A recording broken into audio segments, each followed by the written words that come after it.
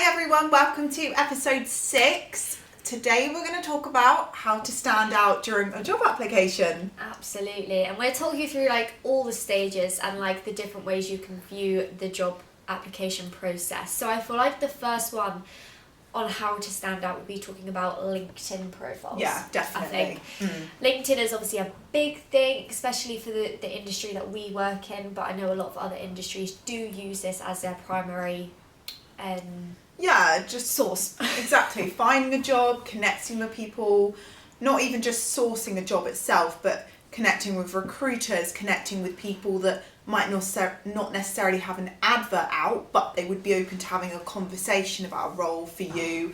Just growing your network massively helps. Yeah, I would say let's work from the profile down. So of course you've got like a banner photo. Keep that nice, professional. Yeah, sometimes definitely. whatever company you are at does provide one for you. Absolutely fine. Mm-hmm. Display picture, profile picture. I don't know the names, but your profile picture needs to be professional, approachable.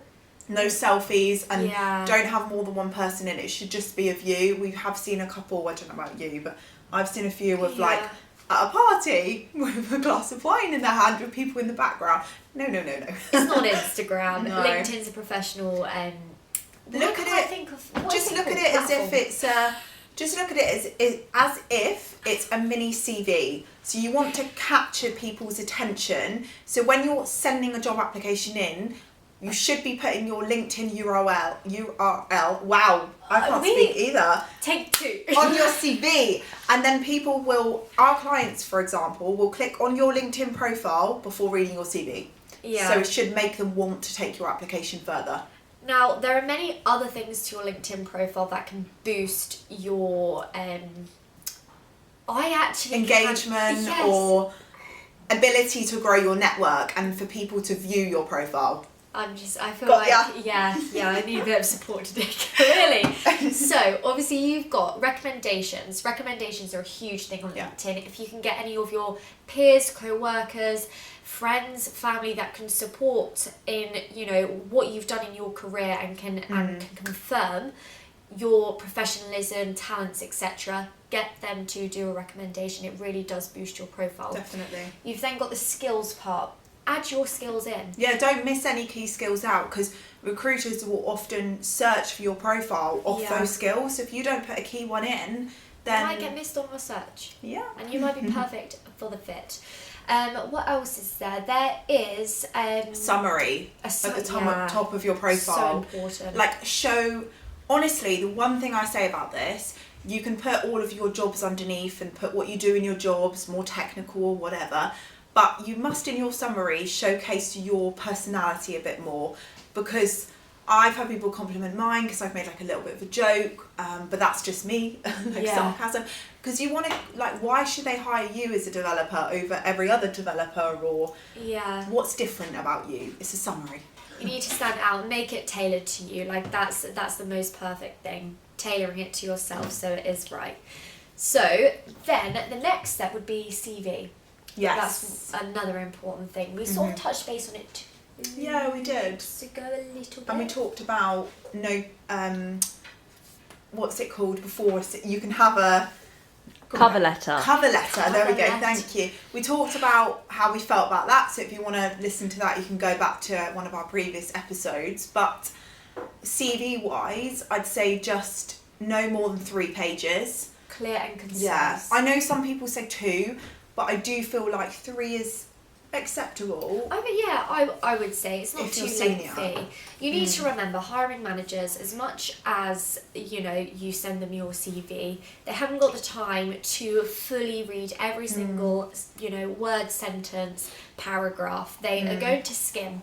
So what I say, this is specific and tailored to our industry and dynamics. So if this doesn't apply to you, I'm sorry, but you can tailor it to your industry and your skill set. Or to any ERP or CRM system. What I would say, one thing that I really like, and this can be biased, and you might not like it, I don't know, but the CVs that I get that I really like have either a banner down the side, either side, or a section across. I don't know what I'm drawing on here, but you get the picture.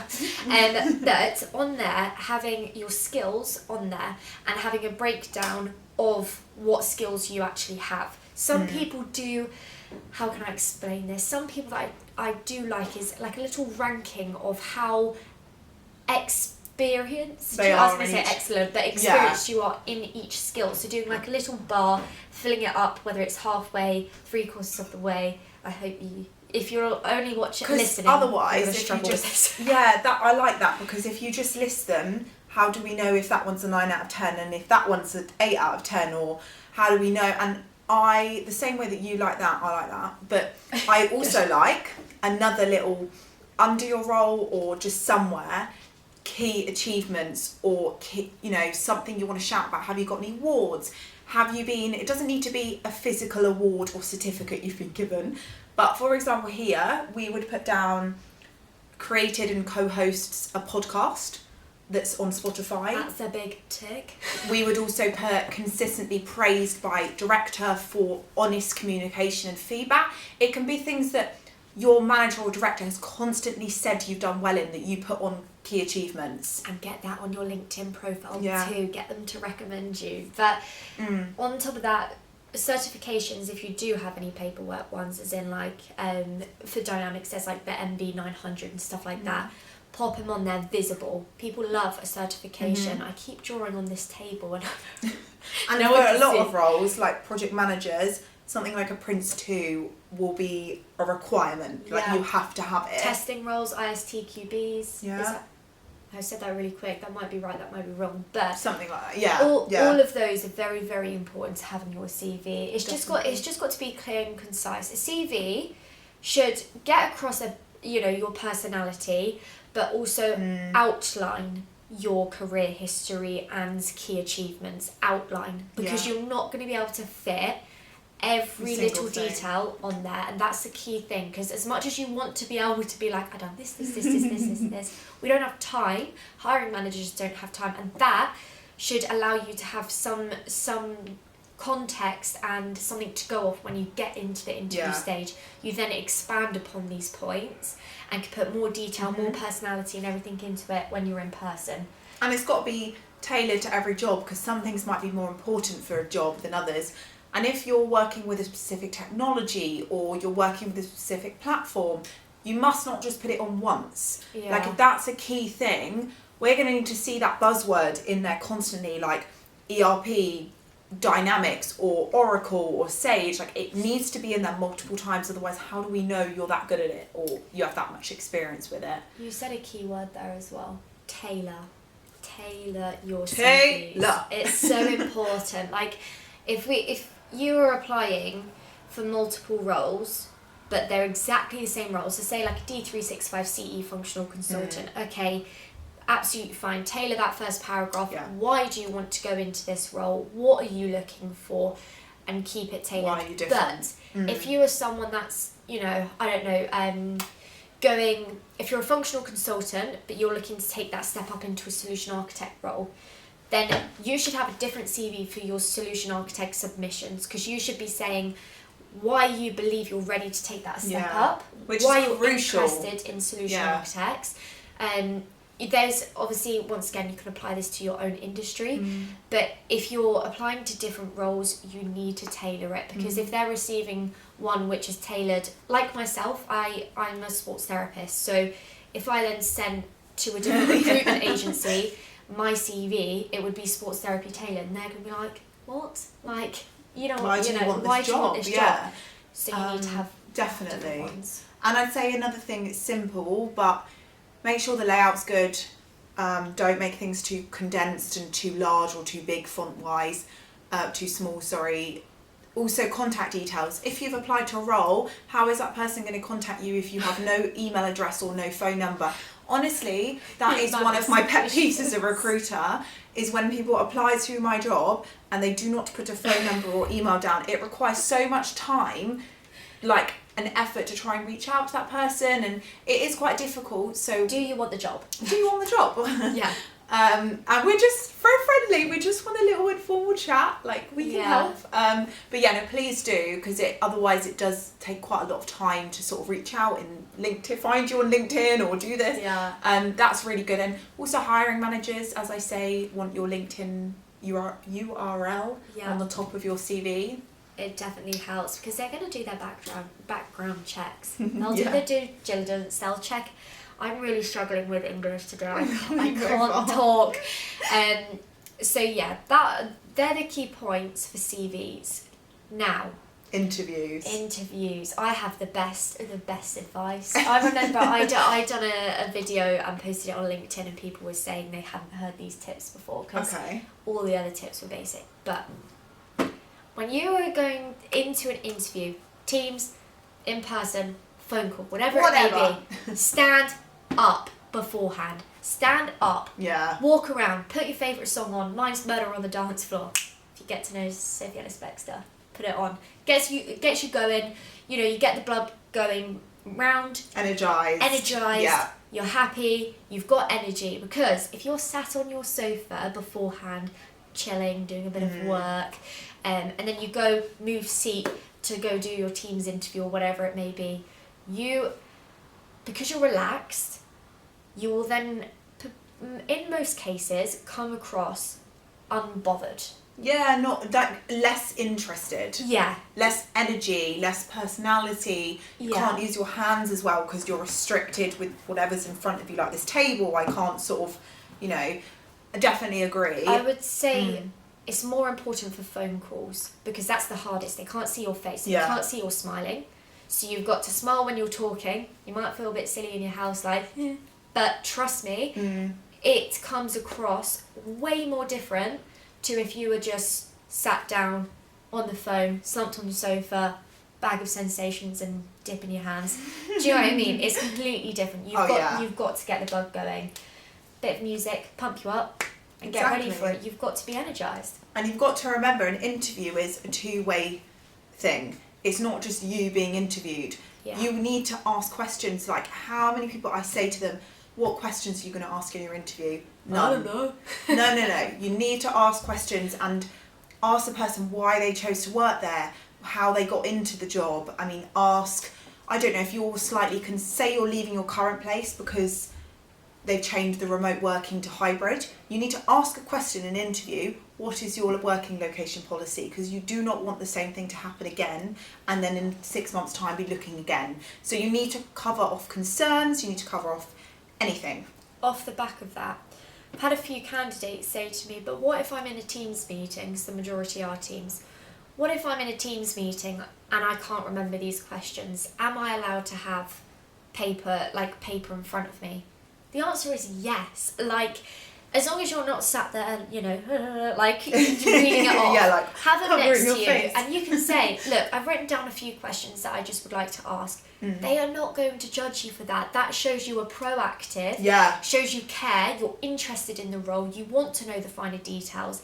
It shows you care, because a lot of people, unfortunately, are getting a little bit too relaxed with interviews. I find. Doing one after the other. One after the other, not really preparing, not really thinking about it, going in, winging it, and it shows you don't care. And quite frankly, it comes across to us as well that you don't care, and it makes us a bit more reluctant to send you other places. And also, later down the line, sorry to interrupt you. That's all right. Later down the line, if you do get a job offer, more often than not, if you don't ask potential questions and just leave it, you'll get a job offer and be like, oh, but this and this, I'm concerned about this. It prolongs the process so much. Exactly. So much. And we don't want processes to be long for you. We don't want processes to be tricky for you. I know at Conspicuous we send, I think it's due to an individual basis, but like myself, and I think you do it too, I send a PDF to my candidates with interview preparation tips just to help them out. Yeah. Do you know what I mean? We're here to help. Interviews are scary. You will get the sweats, you will get the shakes, you will get the dry throat. It's normal. It's your flight or flight response. And unfortunately, most of us in interviews, some people thrive off them, don't get me wrong. The majority of us will have that dry throat, which I do now because our manager has forgotten our water. Dry throat. But we do, everyone's in the same boat. Yeah. And hiring managers and recruiters are not there to catch you out one bit. They want you to do well. They want to see your personality. Yeah. Because although technically you might need to answer a few questions, they also want to see if you're a cultural fit for them, because cultural fits are huge nowadays. So therefore, you know, they want to see your personality shine through. They want you to enjoy the process. They want you to be happy. They want you to be smiling. They want you to achieve. Don't get me wrong. You might not fit the bill. They might not fit your bill, and that's fine. But you never know either in future. There could be something else that comes up in future and they'll think, we spoke to that person. Really so good. You always should leave best of impression as you can. And if you go in the middle of an interview, just have a bit of a laugh about it and go, oh, obviously I've had a little bit of a mind blank. Give me a second. Let me just, compose myself and just take a breath. Everyone's human. And go. Yeah. And I think just need to try and act confident even if you don't feel it, and that will help. Honestly, it's a mindset, and just don't think about it too much. Our director always says, doesn't he, it's not brain surgery. No one's going to die, so just do what you can. But honestly, I just think all these tips are quite simple, but they are super important, and when you put them together, they're really, really important. And just have confidence. And just don't burn your bridges. Like Tyler said, you never know what's around the corner. What might not work then might work in the near future at the same place for a different role.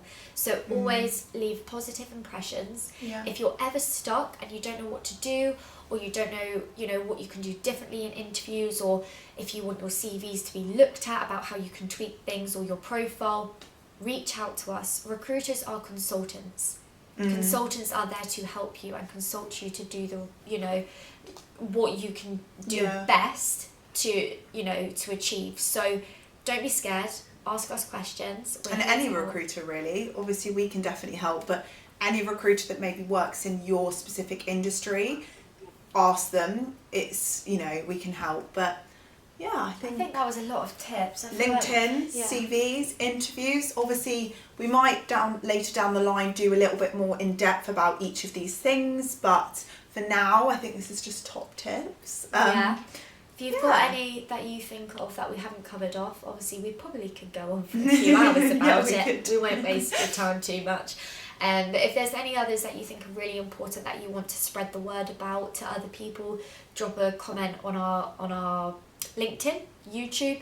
I know Spotify. You can't can you post a Spotify. You can. Drop a comment on any of the platforms. As I said, if you're listening on Spotify on this one, you won't see what we were drawing in the air. So use your imagination. But hopefully it's a good listen. Hopefully it helps you guys. And we'll be back next week. Next week with episode 7. Gosh. Thanks everybody, and go smash your job applications. See ya. Bye.